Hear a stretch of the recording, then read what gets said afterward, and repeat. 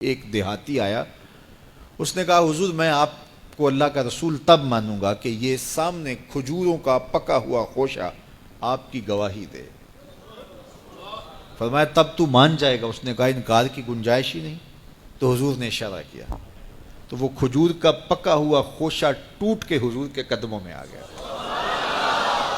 تو اس کے لبوں پہ کلمہ جاری ہو گیا۔ اب وہ ٹوٹی ہوئی کھجوریں جو معجزے سے حضور نے توڑی تھیں اس صحابی کی جھولی میں ڈال دیتے یا صحابہ کو بانٹ دیتے، وہ فخر کرتے ہم نے حضور کے ہاتھوں سے یوں توڑی ہوئی کھجوریں کھائی ہیں۔ یہ بڑی بات ہوتی، اعزاز ہوتا، لیکن حضور جانتے تھے قرب قیامت میں کمانوں سے نکلے ہوئے تیروں کے رخ موڑ دیے جائیں گے۔ اللہ اکبر۔ تو حضور علیہ الصلوۃ والسلام نے کہا کہ مان لیا؟ اس نے کہا جی میں مان گیا۔ کوئی یہ بھی کہہ سکتا تھا کہ ہوا کا تیز جھونکا آیا اور اتفاق ایسا ہو گیا جس آج کل لوگ بات کرتے تو وہ ٹوٹ کے گر گیا۔ تو حضور نے اس کھجور کے گچھے سے مخاطب ہو کے کہا تجھے جس کام کے لیے بلایا تھا وہ ہو گیا، اب واپس جا کے جڑ بھی جا۔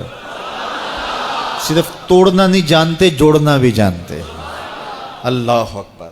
تو ہر دور کا فخر میرے حضور کا کوئی نہ کوئی معجزہ توڑتا ہوا دکھائی دیتا، لیکن دو دور حضور کے بڑے اہم دور تھے۔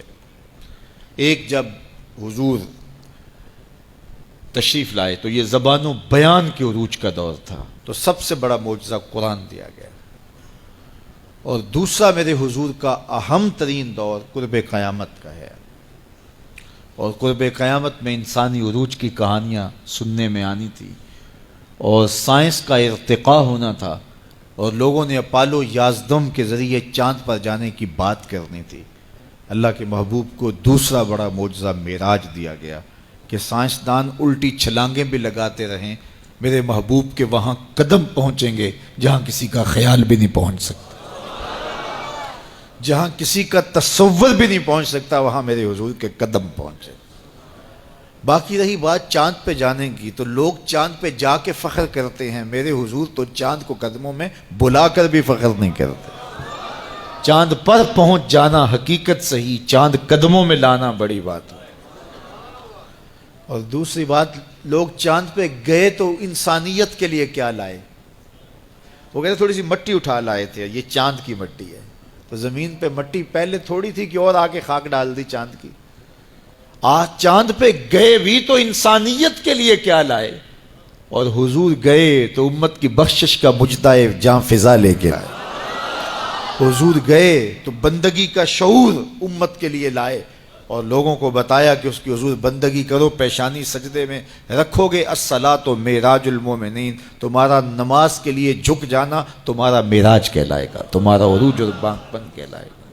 تو ہر دور کا کوئی نہ کوئی بانک پن ہوتا ہے۔ تو قرب قیامت میں سائنسی ارتقاء کی کہانیاں ہم نے دیکھنی تھی، لوگوں نے چاند پہ جانے کی باتیں کرنی تھی، مریخ کے سفر کی تیاریاں ہونی تھی، تو اللہ تعالیٰ نے اپنے محبوب کو دوسرا بڑا معجزہ معراج دیا کہ سائنسدان الٹی چھلانگیں بھی لگائیں، لیکن وہاں ان کا تخیل بھی نہیں پہنچ سکتا جہاں محمد عربی کے قدم پہنچ گئے۔